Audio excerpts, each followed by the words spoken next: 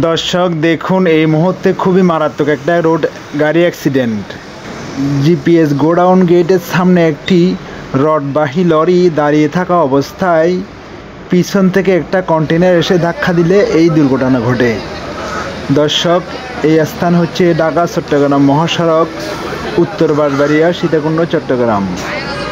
সম্মানিত দর্শক, একটা কথা না বললে না হয়, এই জিপিএস গেটে প্রতিনিয়ত মারাত্মক অ্যাক্সিডেন্ট হয়। তার কারণ হচ্ছে ওনারা এই যে রড বোঝাই গাড়িগুলা এলোমেলো করে রাস্তায় দাঁড়িয়ে রাখে বা ঢুকার সময় ওরা নিয়ম শৃঙ্খলা না মেনে ওরা ঢুকিয়ে যায়। ওই কারণে এগুলো এই মারাত্মক দুর্ঘটনাগুলো ঘটে। এখানে বলার মতো মানুষ নাই, তো ওই জন্য তারা তাদের ইচ্ছা মতো মন গড়াভাবে এই গাড়িগুলো তারা এখানে পার্কিং করে বা এই আসা যাওয়া করে। দেখুন দর্শক, ওনারা এখন গাড়িগুলো তাড়াতাড়ি করে কী করতেছে, ঢুকে ফেলতেছে, মানে কি কেউ ডিস্টার্ব করার আগে গাড়িগুলো ওরা ঢুকে ফেলতেছে। কিন্তু ওদের গাড়ি কোনো ক্ষতি হয়নি, কারণ ওগুলো তো অনেক শক্ত গাড়ি, রড বোঝাই গাড়ি। কিন্তু অন্য গাড়িগুলা মারাত্মকভাবে ক্ষতি হয়। এটাই হচ্ছে এখানকার নিয়ম।